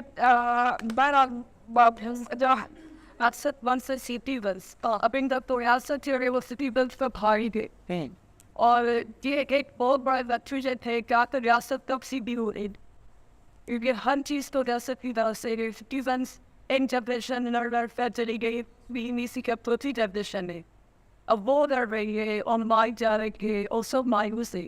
تو ریاست کو کیسے سیدھا کرے آپ نے؟ ریاست is also a bunch of people. تو ان لوگوں کو اب سیدھا کرنا ہے, اب میں وہ وے آف دا کام آئیں گے, ان کو سیدھا کیسے کر؟ دیکھیں, ریاست کو سیدھا کرنے کے جو 2-3 راستے ہوتے ہیں, وہ یہیں پر تاریخ مدد کرتی ہے نا, کیونکہ تاریخ سے ہم کیا سیکھتے ہیں. میں جو پر امید رہنے کی بات کرتا ہوں, پہلے میں اس پہ بات کرتا ہوں, پھر یہ آتا ہوں کہ ریاست کو کیسے سیدھا کیا جائے. دیکھیں, میں پر امید کیوں, وہ لوگ کہتے ہیں کہ یار آپ تو کس خواب کی دنیا میں رہتے ہیں. یہ ہمارے دوست نرنجن پر امید ہی ہیں. جب ہی یہ یورپ کی کمفرٹیبل لائف چھوڑ کے پاکستان آ کے بتایو سینٹر چلا رہے ہیں, کام کر رہے ہیں, سندھی لینگویج کی پروموشن کے لیے کتابوں کر رہے ہیں, یہ کیوں کر رہے ہیں؟ اگر یہ امید نہیں ہوتی, آپ کو امید نہیں ہوتی تو آپ آتے, کچھ نہ کچھ تو ہوگی نا. سوال مشکل ہے. وہ امداد چاندلو صاحب کو اگر امید نہیں ہوتی تو وہ HRCP میں کام کرتے. آپ کو اگر امید نہیں ہوتی تو آپ یہاں بیٹھ کے یہ خانہ بدوش چلا رہی ہوتی. ٹھیک ہے نا. تو یہ مشعلیں ہیں, یہ شمعیں ہیں ادھر ادھر نا جو چل رہی ہے, تو یہ چلتی رہیں گی, یہ مجھے گی, ہم نئی شمع جلائیں گے, کچھ نہ کچھ چلے گا. تو یہ پہلی تو امید کی یہ بات ہے. دوسری امید کی بات یہ ہے کہ پاکستان کے جو حالات ہیں اس وقت, ہمیں تاریخ یہ بتاتی ہے کہ تاریخ میں انسانی معاشروں نے اس سے بہت زیادہ بدترین سنگین ایسے حالات دیکھے ہیں جس میں کوئی امید ہی نظر نہیں آتی تھی. اسی دنیا نے فرسٹ ورلڈ وار دیکھی ہے جو 4 سال چلی اور کچھ پتہ نہیں تھا کہ وار کیسے ختم ہوگی, کیا ہوگی, کروڑوں لوگ مارے گئے, لیکن معاشرے دنیا اس سے نکلی. سیکنڈ ورلڈ وار دیکھی ہے, کیا یورپ نے جو ہے وہ جنگ 7 سالہ, پھر 30 سالہ جنگ, پھر 7 سالہ جنگ, پورا یورپ جو ہے وہ مذہبی جنگوں میں رہا, اس سے وہ نکلے. تو ان شارٹ, یا ابھی دیکھ لینا, میں کوئی مجھ سے کہتا ہے یار ہم پاکستان میں پیدا ہو گئے, میں کہیں ہونا, میں کہتا اچھا چلو تم یوکرین میں پیدا ہو جاتے, ابھی کیا کرتے؟ تم انڈونیشیا میں پیدا ہو جاتے جو 1960 میں جو وہاں لاکھوں لوگوں کو مارا گیا, اس کو بھی چھوڑو. تم یوگوسلاویہ میں پیدا ہو جاتے 1994 میں, تمہاری عورتیں اغوا ہو جاتی, ان کا ماس ریپ ہوتا, تم کیا کرتے؟ تو پاکستان کی برائیاں اپنی جگہ پر, لیکن دوسرے معاشروں نے اس سے بھی زیادہ سنگین حالات دیکھے ہیں, اس سے نکلے ہیں. تو وہ تاریخ کا جو شعور ہے, سمجھ ہے تھوڑی, وہی مجھے یہ امید دیتی ہے کہ پاکستان بھی اس کے باوجود ابھی not every thing is last. یعنی انسانی معاشروں ریزیلینس ہوتی ہے. ریزیلینس کا مطلب یہ ہے کہ ان میں دے ہیو کیپیسٹی کہ وہ آگے بڑھیں. ٹھیک ہے, تو یہ تو امید کی بات. اب آپ کا سوال کہ یہ ریاست کو ٹھیک کیسے کیا جائے گا, اس کے 1-2 جو راستے ہیں. جو لیفٹ کے لوگ تھے, ہم کبھی انقلاب پہ یقین رکھتے تھے. میں خود سوویت یونین گیا, ماسکو میں 5 سال رہا, اس معاشرے کو اپنی آنکھوں سے دیکھا خاصا طویل عرصہ. تو اور وہ جو سارے تبدیلیاں وہاں آئی، میں اس کا آئی وٹنس ہوا، عینی شاہد ہوں. جب گرباچوف وہاں آئے، یہ اس وقت وہاں بلغاریہ میں ہوتے تھے ہمارے دوست، ہمارے سینئر اور استاد، میں ماسکو میں ہوتا تھا. خیر، تو اس معاشرے کی تبدیلی کو ہم نے اپنی آنکھوں سے دیکھا ہے، اور اس معاشرے کو بھی دیکھا ہے، اس کی تبدیلی کو بھی دیکھا ہے. تو ایک تو راستہ یہ تھا کہ جو انہوں نے تبدیل کیا 1917 میں، روس نے تبدیل کیا. ایک تو یعنی ریاست کیسے تبدیل ہوگی، ان کا جو راستہ تھا وہ تھا کہ بھائی انقلاب لاؤ. اچھا، اور ہم بھی یہی سمجھتے رہے بڑے عرصے تک کہ انقلاب لاؤ. اب انقلاب کا کیا مطلب ہے؟ انقلاب کا مطلب یہ ہے کہ یہ پوری ریاست بیٹھ جائے، ملک بیٹھ جائے، پوری فوج ٹوٹ جائے، پھر ایک نئی پارٹی ہو. یعنی سارے اسٹرکچر جو ہے انقلاب کا یہی مطلب ہے نا. اور انقلاب کی جو مارکس کی تعریف ہے وہ تو یہی ہے کہ جب ذرائع پیداوار، اصل میں مارکس تو صرف اسی کو انقلاب مانتا ہے، وہ فوجی ٹیک اوور کو انقلاب نہیں مانتا. مارکس کی ڈیفینیشن تو انقلاب کی ہے کہ جب ذرائع پیداوار کی ملکیت ایک طبقے سے دوسرے طبقے کو منتقل ہو تو وہ انقلاب ہے. تو اگر یہ تعریف اگر آپ ذہن میں رکھیں تو کوئی بھی انقلاب، بہت کم ایسی بغاوتیں ہیں جن کو انقلاب آپ کہہ سکتے ہیں. لیکن سوویت یونین، روس میں تو انقلاب آیا تھا نا بہرحال، یا ایسٹرن یورپ میں جو سوویت یونین نے تبدیلی لائی اس میں بھی یہی کیا کہ جو ذرائع پیداوار مینس آف پروڈکشن تھے اس کی ملکیت تبدیل کی. تو ایک راستہ تو یہ ہے کہ آپ ایک وہ ایسا انقلاب آتا ہے جس میں ریاست کا اسٹرکچر ٹوٹ جاتا ہے.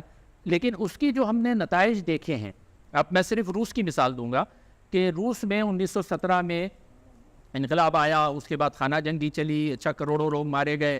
اس کے بعد کیا ہوتا ہے کہ وہ جو نئے لوگ ہوتے ہیں وہ خود ڈکٹیٹر بن کے بیٹھ جاتے ہیں. تو وہ پرانی ریاست جس کو آپ توڑتے ہیں، وہ نئی ریاست ممکن ہے کہ اس سے بھی زیادہ گھراؤنی شکل میں آپ کے سامنے آ جائے، جو جیسے اسٹالن کی شکل میں آئی.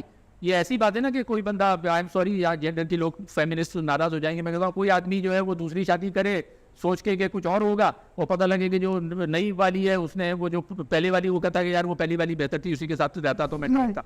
تو یہی ہوتا ہے ہمارا کہ ہم سوچتے ہیں کہ یار یہ ریاست ہے، یہ جو ہے اس کو اس سے جان چھڑاؤ اور اس کو توڑو، اس کو ختم کرو، نئی ریاست بناؤ. وہ جو نئی ریاست بنتی ہے وہ اس سے پہلی والی سے بھی زیادہ مصیبت ہمارے سر پہ کھڑی کر دیتی ہے. اور اس چکر میں جو ہیومن کاسٹ ہے، human cost, share human cost جو ہے نا، انسانی لاس، انسانی جانوں کا ضیاع جو ہے وہ لاکھوں میں نہیں بلکہ کروڑوں میں ہوتا ہے.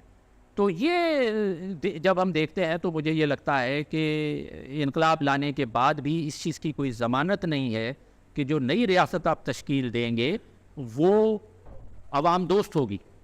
اس میں بالکل ممکن ہے کہ اس میں آپ کروڑوں لوگوں کی جانوں کا ضیاع ہو جائے. ٹھیک ہے، تو ایک راستہ تو یہ ہے جس کو میں اس وقت یہ سمجھتا ہوں کہ یہ بہت مہنگا راستہ ہے. In terms of human cost it's very costly way to change a state. ٹھیک ہے، تو اب اگر یہ راستہ ٹھیک نہیں ہے تو دوسرا راستہ کیا ہے؟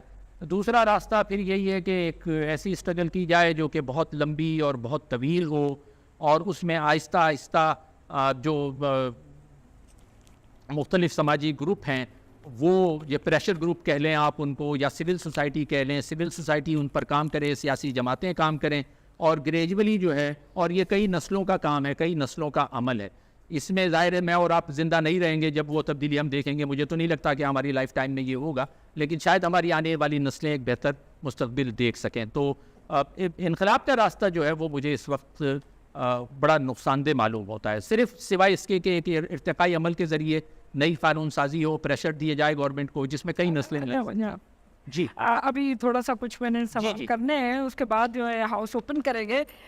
یہ تھوڑا سا جو یہ اسپیشلی جو کتاب میرے ہاتھ میں ہے آپ کی انگریزی میں آئی، پالیٹکس، پکچرس اینڈ پرسنالٹی، جی 3 پیس کے ساتھ جو ہے آپ نے جو لکھی، اس میں تھوڑا سا پرسنالٹیز پہ آتے ہیں لیکن بعد میں جو ہے وہ سنیما پہ آئیں گے. لیکن پرسنالٹیز کے حوالے سے آپ نے یہاں پر جو شخصیات جو چنی ہیں آپ نے، جن پہ آپ نے لکھنا پسند کیا، یہ کہ آپ کے ذہن کے اندر کیا ہے کہ کچھ آپ جو ہے وہ پولیٹکس کے لے کر آ رہے ہیں، کچھ آپ جو ہے وہ اس کے جس کو ہم فنون لطیفہ کہہ سکتے ہیں وہاں سے لے کر آ رہے ہیں، کچھ آپ جو ہے آپ کے ذہن کے اندر کیا تھا کہ آپ کون سی پرسنالٹیز کو جو ہے لکھنا چاہ رہے تھے؟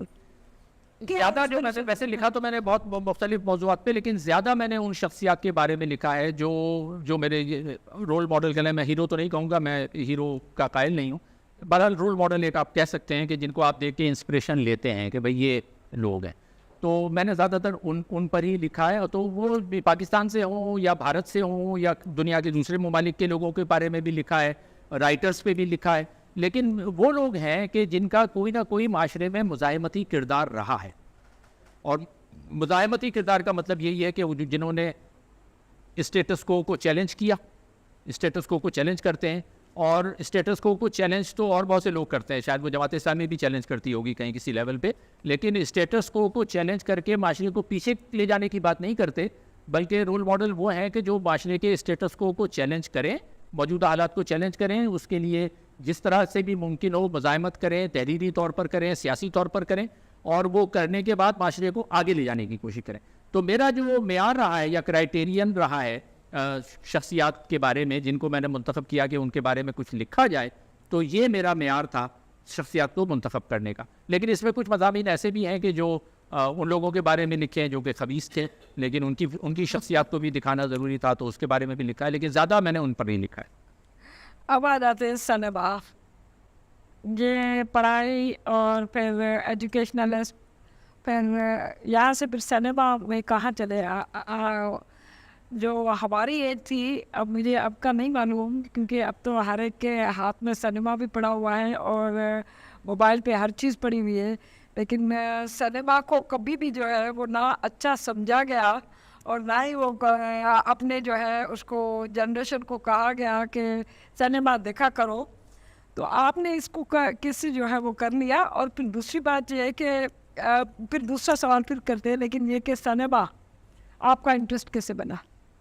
بھائی دیکھیں، سنیما بھی اور باقی جو دوسری چیزیں جو میں نے کہا نا میرا ہر ایک بات سے تعلق ہے، تو یہ میں I must give this credit to my father. میں اپنے والد کو اس کا کہ آپ شاید ملی ہیں ان سے، اور ابھی ان کی بایوگرافی بھی آ گئی ہے اور اس کا سندھی ترجمہ بھی ہو رہا ہے، اور کوشش کریں گے کہ اس کو یہاں اگر خانہ بدوش پہ جو میلہ ہوگا ہمارا دسمبر، کیونکہ میرا تو ارادہ تھا کہ اردو والا کر لیں، لیکن آپ نے کہا کہ سندھی آ رہا ہے، سندھی آ گیا، سندھی ترجمہ ہو گیا ہے، اسلم خواجہ نے کر دیا ہے اس کا. اسلم خواجہ بڑا اس معاملے میں کام کرتے ہیں نا، جی جی، تو وہ انہوں نے کر دیا ہے، وہ چھپنے کے پوزیشن میں ہے. خیر، تو وہ میرے والد صاحب جو تھے ہے، بلکہ ہی از 91 ابھی، تو وہ بلکہ یہ یہاں ڈاکٹر صاحبہ بیٹھی ہوئی ہیں، ان کے جام صافی اور ڈاکٹر اعزاز نذیر اور صوبو گیان چندانی، یہ سارے میرے والد کے دوستوں میں سے.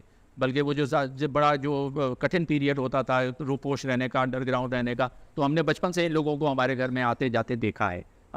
تو میرے والد چونکہ ان کے پاس فارمل ایجوکیشن نہیں تھی، کیونکہ وہ بھی ایک مزدوری کرنے والے آدمی تھے، اور یہ 40s میں بڑی کم عمری میں یہ لیفٹ کی پولیٹکس، پروگریسو سیاست میں آ گئے، اور اس کے بعد یہ اپنی جو بھی نیشنل لیول کی کوئی لیڈر نہیں تھے، جو کارکن جیسے سیاسی کارکن ہوتے ہیں اس طور پہ.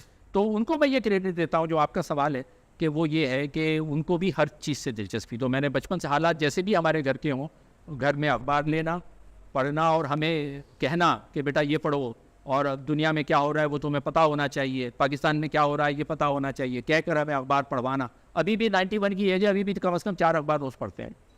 تو وہ ان سے ملا تو پڑھنے کا شوق، ہر چیز کی کتاب لینا، پرانی کتابیں ٹھیلوں پر سے ادھر ادھر سے لے کے 1-1 روپے کی 2-2 روپے کی اس زمانے میں، وہ خود پڑھنا پھر ہمیں دینا. تو فلموں کا بھی تو اس زمانے سے وہ فلموں کا انہوں نے ہمیں یہ سکھایا، اور میں مطلب آئی ایم گریٹفل ٹو ہم فار دیٹ. انہوں نے یہ بتایا کہ بیٹا جتنا تم کتابوں سے سیکھ سکتے ہو اتنا ہی تم اچھی فلموں سے سیکھ سکتے ہو، اچھی فلموں سے. تو یہ فلموں کا شوق ان سے مجھے کتابوں کا بھی اور اس کا بھی ان سے ہی مجھے ملا، ورثے میں ملا. تو اس کے بعد پھر مجھے جب اس میں دلچسپی فلموں میں پیدا ہوئی تو میں ورلڈ سنیما میں مجھے زیادہ انٹرسٹ ہوا. ورلڈ سنیما کا مطلب یہ کہ میری جو دلچسپی ہے وہ صرف پاکستانی اور انڈین سنیما میں نہیں، بلکہ آپ اس کتاب میں مضامین ہیں اٹالین سنیما، فرینچ سنیما، ایرانی سنیما، یورپین آپ کہہ لیں تو مڈل ایسٹرن، تمام ملکوں کی میں فلمیں ڈھونڈ کر لینا اور اس کو دیکھنا. جو کچھ عرصہ میں باہر رہا تو وہاں سے مجھے جو فلمیں اس وقت VHS کی ہوتی تھی وہ لے کر جمع کرنا. سینکڑوں کی تعداد میں VHS کے کیسٹ میرے پاس پڑے ہوئے ہیں بین الاقوامی، جو میں نے ادھر ادھر سے ٹریول میں جمع کیے. وہ تو اب ظاہر ہے VHS کے کیسٹ تو بیکاری ہو گئے، پھینکنے ہی پڑیں گے، کیونکہ اب تو نیٹ پہ ہر چیز موجود ہے. لیکن اس زمانے میں جب یہ ذرا مشکل ہوتا تھا ان کو فلموں کو ڈھونڈنا اور لانا، اس وقت سے میں نے جمع کیا.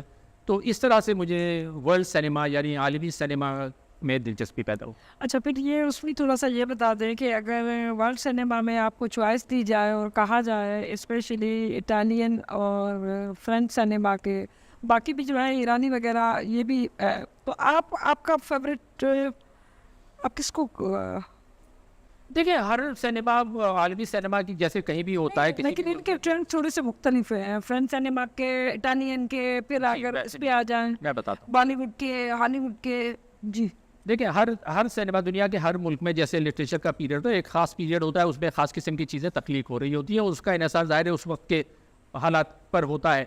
تو جب سیکنڈ ورلڈ وار ختم ہوئی تو سیکنڈ ورلڈ وار ختم ہونے کے بعد اس وقت ابتدائی طور پہ جو شاندار سینما کریٹ کیا وہ اٹالین نے کیا، اور اٹالین جو نیو ریئلزم کا اسکول جو کہا جاتا ہے، جس کو آپ نئی حقیقت پسندی کہہ لیں، تو وہ اس کا ریفلیکشن تھا جو سوویت ریئلزم یا سوویت سوشلسٹ ریئلزم ایک ٹرینڈ چلا تھا سوویت سینما میں، جس میں آئزن اسٹائن اور یہ جو روسی فلم ساز تھے اور ہدایت کار تھے فلمیں بنانے والے، انہوں نے انقلاب روس کے بعد 1917 سے اگلے 25-30 سال تک اور اس کے بعد بھی انہوں نے جو فلمیں تخلیق کی تو اس کو انہوں نے ریئلزم کا نام دیا، سوشلسٹ ریئلزم.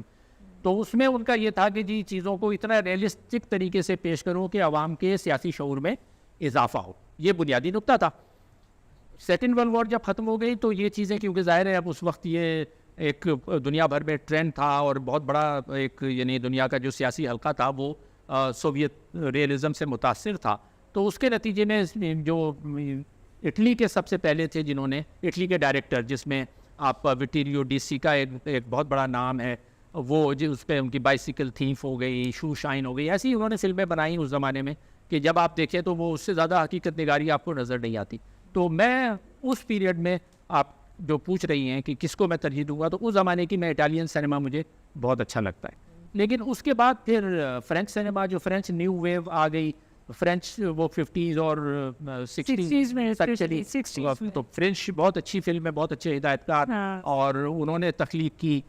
اچھا پھر جرمن سینما میں بہت اچھی چیزیں تخلیق ہوئیں، پولش سینما میں تو ایسا کام ہوا. وائدہ ایک بڑے مشہور ڈائریکٹر تھے، پولش ڈائریکٹر، انہوں نے کوشش کی کہ جو سوشلسٹ گورنمنٹ تھی حالانکہ پولینڈ میں، لیکن اس کے باوجود انہوں نے بہت اچھی فلمیں تخلیق کی. تو اس طرح سے آخری سوال سینما کے بارے میں یہ کہ سینما میں آپ نے جو ہے وہ موضوع کو پسند کیا، کیونکہ یہاں پر کچھ آپ نے جو فلموں کے ذکر کیے ہیں، کوئی مائگریشن پہ ہے، کوئی وار پہ ہے، کوئی کسی چیز پہ ہے، تو آپ کی جو ہے انٹرسٹ جو ہے وہ ڈائریکٹر ہے، آپ کا انٹرسٹ جو ہے اس کا کنٹینٹ ہے، یا آپ کا انٹرسٹ جو ہے آپ کے انٹرسٹ کا لیول کیا ہے؟ ٹھیک ہے، دیکھیں انٹرسٹ میں دیکھنا تو سب چاہیے نا. جیسے پڑھنے کا ہوتا ہے کہ آپ کا یہ ضروری نہیں ہے کہ جو آپ کا پرائمری انٹرسٹ ہے آپ وہی پڑھیں، تو آپ کو سمجھ لانے کے لیے بہت سی نان سینس چیزیں بھی پڑھنی پڑتی ہیں. یہ بات ایک حقیقت ہے کہ اگر آپ وہ نان سینس نہیں پڑھیں گے تو اس سینس کا بھی سمجھ میں نہیں آئے گا. تو ایسی بہت سی چیزیں ہیں کہ جو جیسے ابھی خیر نان سینس تو میں نہیں کہوں گا، جیسے مودودی صاحب کا میں نے ابھی حوالہ دیا تو خلافت و ملوکیت، وہ نان سینس نہیں ہے، بالکل بہت اچھی کتاب ہے. تو آپ یہ کہہ کے کہ جی میں تو لبرل سیکولر پروگریسو ہوں تو میں مودودی کی کتاب کیوں پڑھوں؟ بھائی میں تو سمجھ ہی نہیں سکتا معاشرے کو جب تک میں نہیں پڑھوں. یا غلام احمد پرویز تھے، ان کا اپنا ایک تھا پورا وہ پڑھنا پڑتا ہے. تو بہت سی نان سینس چیزیں پڑھنی پڑتی ہیں. اسی طرح دیکھنے میں بھی یہ ہے کہ سینما کو جب آپ اپنا جو ٹیسٹ آپ کو یا ذوق ایک اگر آپ کو بنانا ہے تو اس کے لیے آپ کو ساری چیزیں، تو میں دیکھتا فلموں میں جب میرے پاس وقت ہوتا ہے ہر طرح کی چیزیں دیکھتا ہوں. تو اس میں پاپولر انٹرٹینمنٹ بھی ہے، دل چاہتا ہے اور کچھ ہوتا ہے، اور یہ اس طرح کی فلمیں بھی آپ دیکھ لیتے ہیں. وہ شاہ رخ خان کی بھی دیکھ لیتے ہیں آپ، اس زمانے میں مادھوری کی بھی دیکھ لی، ودیا بالن، وہ بھی دیکھتے ہیں. لیکن جو پرائمری انٹرسٹ ہے جس پہ میں نے لکھا ہے وہ فلمیں ہیں کہ جنہوں نے لوگوں کے یعنی اپنے ناظرین کے، دیکھنے والوں کے سیاسی اور سماجی شعور میں اضافہ کیا. تو ان فلموں میں جیسے آپ نے ذکر کیا کہ میرا ایک چیپٹر ہے پورا اس میں نے ان فلموں کا ذکر کیا ہے کہ جس میں گمشدہ لوگوں، ہمارے یہاں مسنگ پرسنس کا ایک ایشو ہے نا، مسنگ پرسن. تو آپ مسنگ پرسن کا صرف ہمارے یہاں تو ایشو نہیں ہے، یہ چلی میں رہا ہے، ہم نے بھی وہاں بلیک ہول میں پروگرام بھی کیا تھا چلی پر. ہاں تو یہ جو مسنگ پرسنس ہیں، اور وہ مسنگ پرسن ایسے جو چلی میں پینوشے جو ڈکٹیٹر تھا اس نے، ارجنٹینا میں جو ڈکٹیٹرشپ رہی انہوں نے تو جی پکڑ کے وہ ہیلی کاپٹر میں ڈالتے تھے اور جا کے سمندر میں پھینک دیتے، وہ مسنگ ہو جاتے تھے، پتہ ہی نہیں لگتا تھا کہاں. تو اس پر فلمیں بنی ہیں، ارجنٹینا کے مسنگ لوگوں پر فلمیں بنی ہیں، چلی کے مسنگ لوگوں پر فلمیں بنی ہیں. تو یہ ان پر میں نے لکھا ہے، روس کا بھی ذکر ہے، پولینڈ کا ذکر ہے. تو یہ اصل میں یہ چیزیں ہیں موجود. اب تو یہ آسان ہے، نیٹ پہ مل جاتی ہے، آپ ٹائپ کریں. میں نے لکھا اس لیے کہ بہت سے لوگوں کو اتنی، کیونکہ لکھنے والے کا کنٹریبیوشن کیا ہے، آج کل تو ہر چیز نیٹ پہ موجود ہے نا. تو لکھنے والے کا کیا کنٹریبیوشن ہے؟ لکھنے والے کا کنٹریبیوشن میرے خیال میں یہی ہوتا ہے کہ جو آپ اس کو کنڈینس کر کے مختصر الفاظ میں اپنے قاری کو ایک ڈائریکشن دے دیں کہ دیکھو یہاں جانا ہے تمہیں، تو اس اب وہ چلے نہ چلے. تو اب ہم نے فلموں کو ڈسکس کر کے ان کے نام دے دیے، تو وہ فلمیں جو کہ شاید دوسروں کو بہت مشکل سے ملتی یا پتہ ہی نہ ہوتا، وہ شاید میری کتاب پڑھ کے ان کو پتہ لگ جائے کہ اچھا یہ دیکھنا ہے. تو آپ کا ان لوگوں کا بہت سا جو وقت ضائع ہونے سے بچ جاتا ہے. تو یہ ٹارگیٹ. نہیں، آپ نے بالکل صحیح بات کہی کہ ہم خاص طور پر شیخ ایاز صاحب کے لیے کہا کرتے تھے کہ شیخ ایاز صاحب جب اس وقت نیٹ بھی اویلیبل نہیں تھا یا باہر کی کتابیں نہیں آتی تھی، وہ کسی کتاب کا اگر ذکر لکھ دیتے تھے، کسی فلم کا، کسی چیز کا، تو وہ میرا خیال ہے کہ اس کو پڑھنے والا کہیں نہ کہیں سے ڈھونڈ کر ضرور پڑھتا تھا. تو اس کی بڑی اہمیت ہوتی ہے. آپ کا بہت بہت شکریہ.